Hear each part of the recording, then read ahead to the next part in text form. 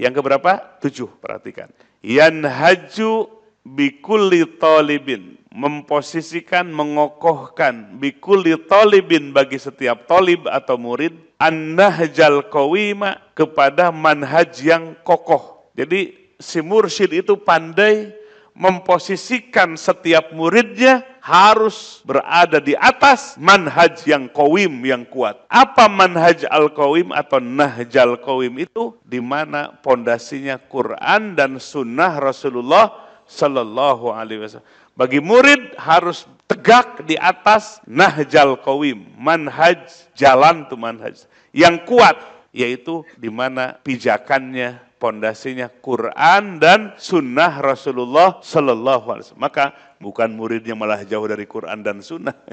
Justru usaha dengan sepenuh jiwanya seorang mursyid supaya murid-muridnya itu on the track di atas jalan. Nahjal qawim itu on the track lah bahasa sekarang. On the track itu di atas jalan yang lurus, yang dasarnya Quran dan sunnah. Nah, murid supaya posisinya di situ. Jangan sampai murid di luar nahjal qawim, di luar dari aturan Quran dan sunnah Rasulullah SAW. Makna manhaj al-qawim, jalan yang lurus, adalah jalan yang berpondasi, berasaskan Quran dan sunnah Rasulullah SAW. Itu yang Nabi bersabda, taraktu fikum amra, ini aku tinggalkan kepada kalian 2 urusan, yaitu Quran, kitabullah, dan sunnah Rasulullah Sallallahu Alaihi Wasallam. Jadi kalian pegang teguh, pastamsik billadzi uhiya ilaik innaka 'alas siratil mustaqim. Berpegang teguh kepada apa yang diwahyukan kepada engkau. Itu Allah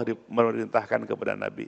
Berpegang teguhlah wahai terhadap apa yang diwahyukan kepadamu, sesungguhnya engkau berada di jalan yang lurus, on the track. Nah, ini kita murid harus selalu berpegang teguh kepada apa? Petunjuk-petunjuk Quran dan sunnah Rasulullah Sallallahu Alaihi Wasallam. Itulah thariqah mu'tabarah. Yang ke-8, wa yuraddu, dan mengembalikan al-khasiru, dikembalikan al-khasiru, orang yang rugi. Orang yang rugi. Yang rugi itu apa? Yang tidak beribadah, yang malas-malasan beribadah, itu orang rugi. Mursyid harus mengembalikan orang-orang yang rugi bitatbibihi, dengan pengobatannya, diobati orang yang rugi itu, diobati hatinya. Ila ahsani taqwim, supaya kembali kepada penciptaannya. Surah Atin, laqad khalaqnal insana fi ahsani taqwim. Sungguh kami telah jadikan insan, manusia yang ada jasmani dan rohaninya, insan namanya, fi ahsani taqwim, dalam bentuk sebaik-baiknya dari penciptaan, ya, takwim, koma atau bangunan, ya, ciptaan, zohir dan batinnya. Ruh manusia ditiupkan oleh Allah, ketika ditiupkan tanpa bawa dosa. Itu makna fi ahsani takwim. Jadi manusia itu penciptaan, ya, fi ahsani takwim. Semua manusia fi ahsani takwim, dalam bentuk yang terbaik, ruhani maupun jasmaninya. Maka kullu mauludin yuladu alal fitrah, sabda Nabi.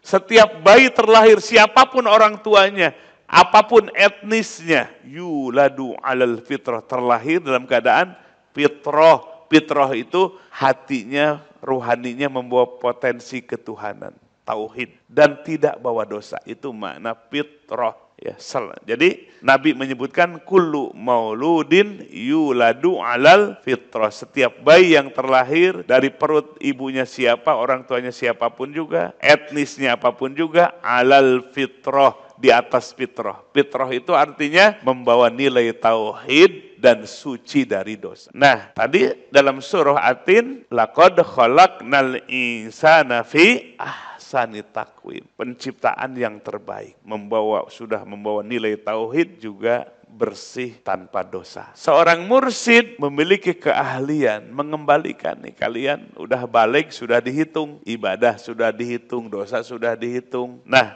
dalam menjalani kehidupan gagal atau rugi, ya, rugi rusaklah fitrahnya. Yang tadinya fitrah rohani jadi apa? Jadi hardolin. Kalau fitrahnya rohani sudah rusak jadi hardolin manusia itu. Ulaika kal an'am, seperti binatang ternak, balhum adallu, bahkan lebih sesat. Pikiran hanya duit, duit, duit, makan, makan, makan. Ulin, ulin, ulin, healing, healing, healing aja gitu. Nongkrong di kafe, kafe, kafe aja gitu.